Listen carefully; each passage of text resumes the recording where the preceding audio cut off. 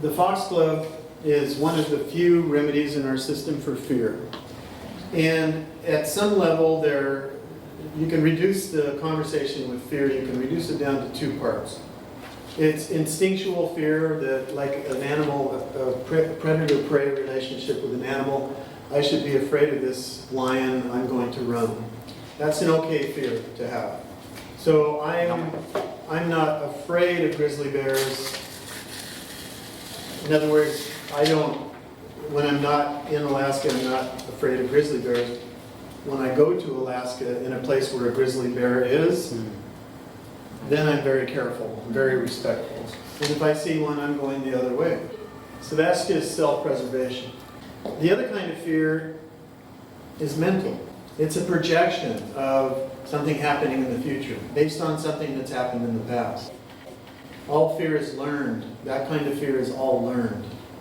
So you can be born without that kind of fear and then learn it from your parents, or learn it through experience. So foxglove is for a kind of fear that is mental constriction. It is so powerful that it shuts the heart down.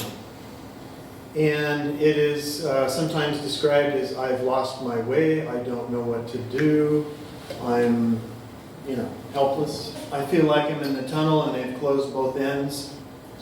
It's not a good feeling. So this, any degree of that kind of feeling that a person has, you can take this essence and it undoes the constriction. It moves out the walls so that I can breathe again. So it is working on several levels at the same time. It's working on the perceptual level to bring back, instead of having the darkness coming in, and to bring back the light, help the person find their way again. It's working on the physical level to release tension in the chest, to help the breathing expand again, and of course the flow of the circulation of blood. It's working on the emotional level to allow the emotions to flow to conclusion. So you could say, in a way, it's a first aid remedy. It's an emergency remedy. And of course, what is the opposite of fear? Love. Love, courage. And so I have a little story to tell about foxglove. A colleague of mine was working with this young girl at the time. She was 8 years old. And her parents were going through it was a very difficult divorce. And this little girl, she was pretty sharp. She was pretty tuned in.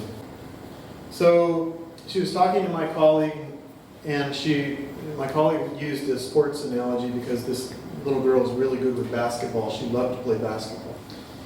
And so she said to the little girl, she said, now your heart needs to remain open, so even though there's pain and you have this confusion with your father and your mother, you want to keep the heart open so the energy just can keep going through, like the basketball can go through the hoop, through the basket.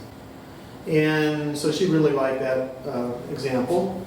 And my colleague said, okay, so when fear comes and when pain comes, it constricts the hoop. So when you put the basketball up, it just sits, it won't fall through. And she thought about that, that really feels what's happening.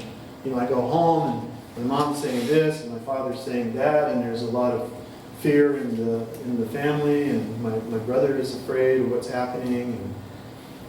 And she said, okay, yeah, I really get it. So she goes home, she takes the essences, she comes back, sees my colleague, I think it's about 3 weeks later. She comes in, she says, I think I really understand foxglove. She says, pain is real, but love is bigger. And my colleague's like, you got it. She said, well, thank you so much for the foxglove, because it helped me keep my heart open so everything could just flow through. And this little girl became the moderator between her parents. She said to her father, quit doing that. Said to her mother, quit doing that. You guys just need to get along. So, fear is real, pain is real, but love is bigger.